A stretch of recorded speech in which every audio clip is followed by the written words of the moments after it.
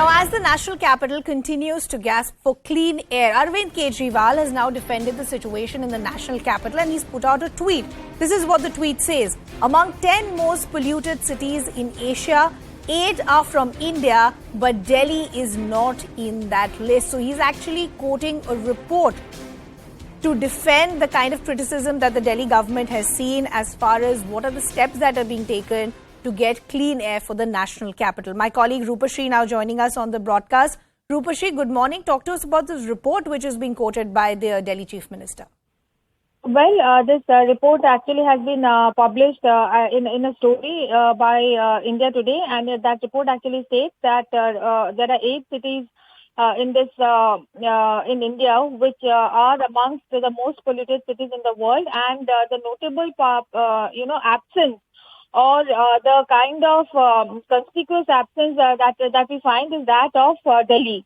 Now, remember, Delhi actually, amongst all the cities in the country, Delhi is the one which gets the maximum attention and maximum criticism for being the most polluted. And the Delhi Chief Minister actually is using this report to say that it is because of the work that has been done by the government of Delhi and the cooperation that has been offered by the people of Delhi, that Delhi is no longer in that list anymore. But on a second tweet, he actually goes on to say that though we have come some distance, we still have a long way to go. So definitely this is a sort of a breather for the Delhi government in a way. And it's sort of a vindication that the government is going to use to say that the government of Delhi has also taken some steps and it is having some impact.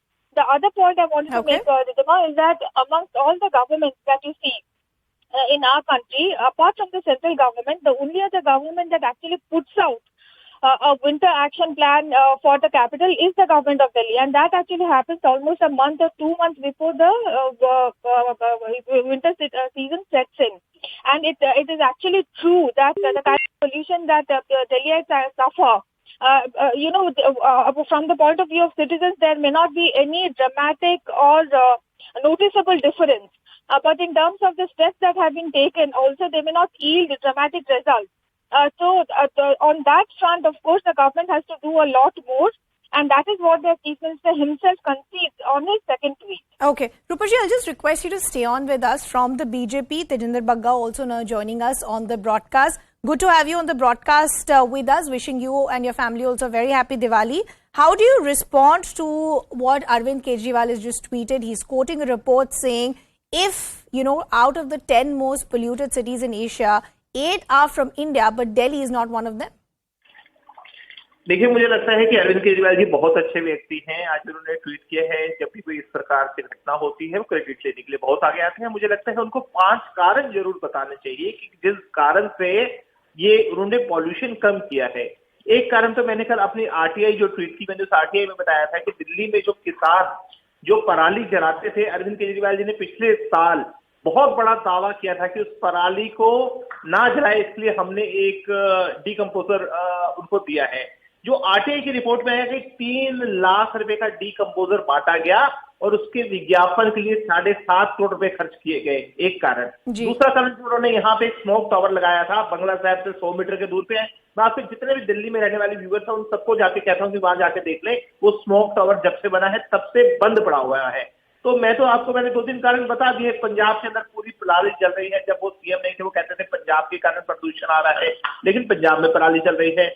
आज जैसे ही दिवाली के पटाखे, ये देखो, एक मैं बताता हूँ, ये वो है उनकी, आज जैसे ही रात को दिवाली पटाखे जलेंगे, वो कल कह देंगे देखिए मैंने तो पोल्यूशन दूर कर दिया था, देखिए दिल्ली वालों ने पटाखे जलाए, इसके कारण पॉल्यूशन हो गया। तो नहीं, पर तेजिंदर जी, मैं ये समझना चाहती हूँ, हर साल यही दिक्कत आती है दिल्ली के रेजिडेंट्स को, और हर साल पॉलिटिकल पार्टीज इधर से उधर ब्लेम पास करती हैं। जो दिल्ली की सरकार है वो कह रही है हमने तो स्टेप्स लिए हैं, जैसे क्रैकर्स के ऊपर हमने एक बैन लगा रखा है। अभी तो दिवाली आई ही नहीं है, आज रात को दिवाली है, तो आप स्टेप्स लिए नहीं, पर स्टेट गवर्नमेंट ने अगर ऑलरेडी प्रोटोकॉल्स और मैंडेट अगर लगा रखे हैं तो उनका सवाल है कि इससे ज्यादा स्टेट गवर्नमेंट क्या कर सकती है। नहीं, तो क्रेडिट लेने के लिए, अगर वो क्रेडिट लेने के लिए कम से कम दिवाली बीतने का इंतजार तो करे। दिवाली की सुबह पर ही क्रेडिट लेने की इतनी अरविंद केजरीवाल जी को किस बात की जल्दी थी? उन्होंने कोई अगर मैंडेट लगाया है, उन्होंने क्रैकर्स बैन लगाया है, तो दिवाली बीतने तो दीजिए। दिवाली शुरू होने से पहले ही आपने क्रेडिट पे ले लिया। अरविंद केजरीवाल गवर्नमेंट का ये कहना है कि ये तो एक रिपोर्ट कह रही है, तो जो क्रेडिट है वो अपनी तरफ से अपने आप को एक क्लीन चिट नहीं दे रहे। वो तो कह रहे हैं देखिए एक रिपोर्ट पब्लिश हुई है, हम उसको कोट कर रहे हैं। पर तेजेंद्र जी, मैं एक लार्जर इशू आपसे समझना चाहती हूँ। जैसे मैंने कहा कि जो लोग रह रहे हैं उनको कोई रिस्पाइट नहीं मिल रहा है, क्योंकि हर साल जो भी पॉलिटिकल पार्टियां आती है वो इधर से उधर ब्लेम करती है। आपको क्या लगता है लॉन्ग टर्म सोल्यूशंस क्या है इसके? देखिए, लॉन्ग टर्म सोल्यूशन ये है कि आईआईटी की एक रिपोर्ट थी, जिस आईआईटी में अरविंद केजरीवाल पढ़े हैं, उस आईआईटी के रिपोर्ट से दिवाली या क्रैकर जो है पॉल्यूशन का कारण है ही नहीं। आपको क्या लगता है साल भर में 2 घंटे जो पटाखे जलते हैं उसके कारण पूरे साल भर में पॉल्यूशन होता है? उसमें डस्ट है, उसमें कंस्ट्रक्शन है। आपको ध्यान होगा अरविंद केजरीवाल जी ने कहा था कि हम विदेशों से मशीन मंगवा रहे हैं जो जितनी भी दिल्ली के अंदर डस्ट है उस डस्ट को वैक्यूम कर लेगी। जब तक आप जो कंस्ट्रक्शन है उसको, जो इलीगल कंस्ट्रक्शन चलती है, जब तक उसको कवर नहीं किया जाएगा।